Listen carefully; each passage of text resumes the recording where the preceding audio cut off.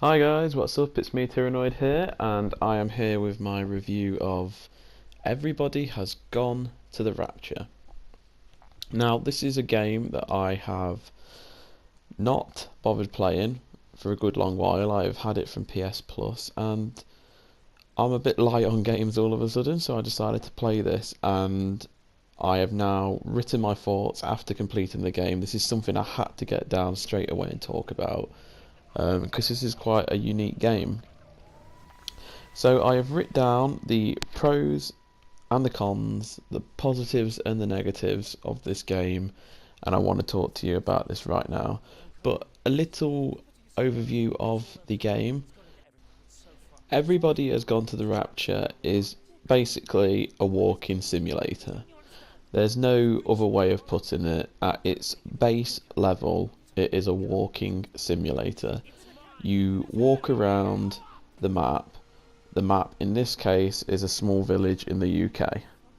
You walk around, you interact with objects. They are set objects that you can interact with. There's only certain things, radios, there are also TVs, computers, phones. That's pretty much all you can interact with. But the whole point of Everyone Has Gone to the Rapture is to immerse yourself in the story of the game and the atmosphere. So, let's talk about the pros of this game. So, the first pro that we'll get out of the way straight away is the graphics in this game are absolutely fantastic. It is photorealism at its best. I truly felt like I was in a real world, and sometimes I'd have to just stop and just take a moment to sit back and realise I was in a video game. But it really did feel like a real world. The next positive, and this leads straight in from the great graphics, is the absolutely fantastic sense of atmosphere in this game.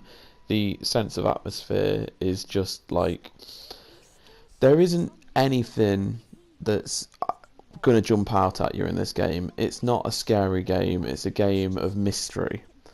But the atmosphere was so great and so tense in this game that sometimes I genuinely felt when I was walking through houses that something was going to jump out at me, and that is fantastic design for the people that made this game.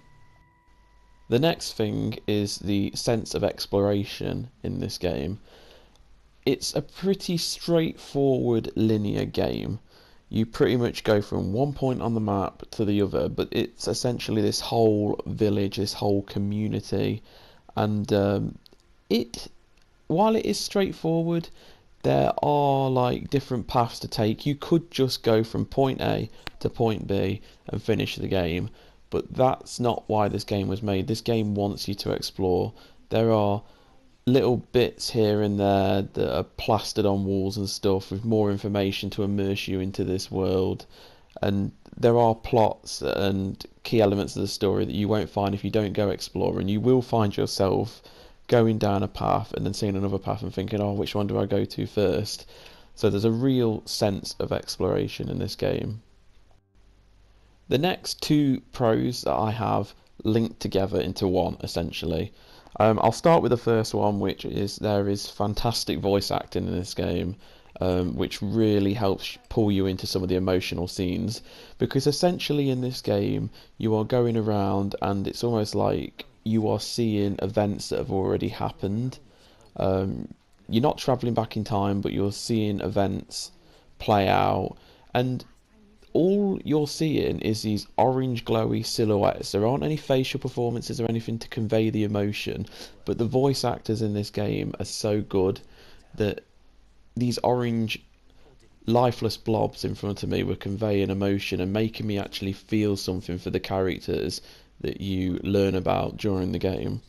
And that leads on to the next thing, which is the interesting story arcs. Throughout the game, you will hear from a number of characters, people that live in this village, normal, everyday people, and throughout the journey, you will go through a character arc. Now, you'll pick up their story in bits and bobs. You might not pick up their story in the right order, but that's for you to piece together. That's part of the fun. You can piece together where the events are in your mind, but it's not difficult to do that, and it does come together really well, and there are some fantastic story arcs, which really had me invested, and that was the thing that pushed me to the end of the game. Well, that and the overall mystery of what was going on. Now, as for negatives, there aren't many negatives for this game. Now, I need you to understand that if this isn't your type of game, if your type of game isn't slow, I mean, mine isn't just this. I have a variety of games I like, but I do like story games, immersive games that invest me in a story. Even if there isn't much going on gameplay wise, I do like that. But you must understand, if that's not your type of game, you will not like this game at all.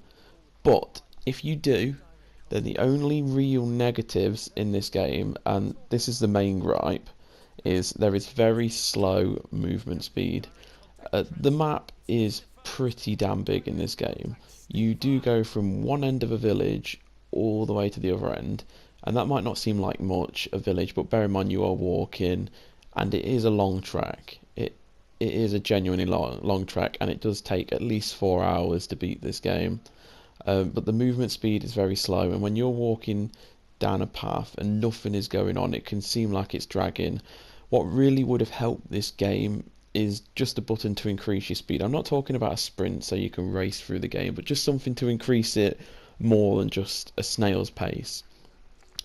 Now, the other negative is the ending, which this isn't so much a negative, but a lot of the mystery in the game is what's going on in this village, what's caused everything to happen.